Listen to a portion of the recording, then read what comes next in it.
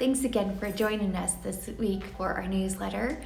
I wanted to talk to you today about the importance of rest and how rest is a place for our soul to get refueled.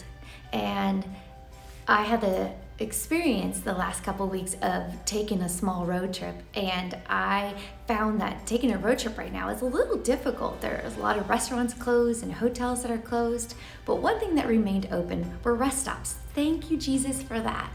And so rest stops are important along a journey. It gives you time to use the restroom, let your kids out of the car, stretch your legs. And so along the way, along this road journey for me, stopping at all the rest stops became important. And I believe the impact of this virus and these tensions that we've been facing this week has affected everyone in America. And we can sit here and name the list on how these effects are happening short term, but also long term. But however, I want to give you this, that there is hope in the midst of all of it. That what has happened from this pandemic and what needs to happen is people are going to need to stop. They're going to need to rest. They're going to need to slow down and focus and just wait on things and just wait and be patient in that waiting. It's time for rest, America. And rest stops are critical. What we have found are rest stops are critical to success, as I was saying earlier, on any road trip. Because we here in America, we live at 105% rate. That's how we live. We don't live 90, we go, how much more can I do?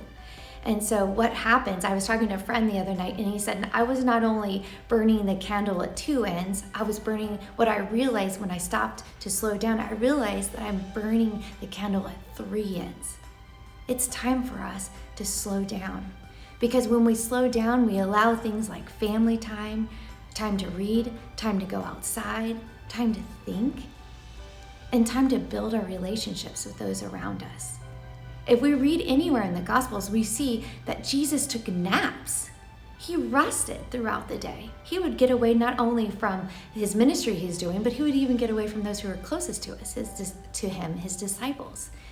And sometimes I think the most spiritual thing that you can do is rest.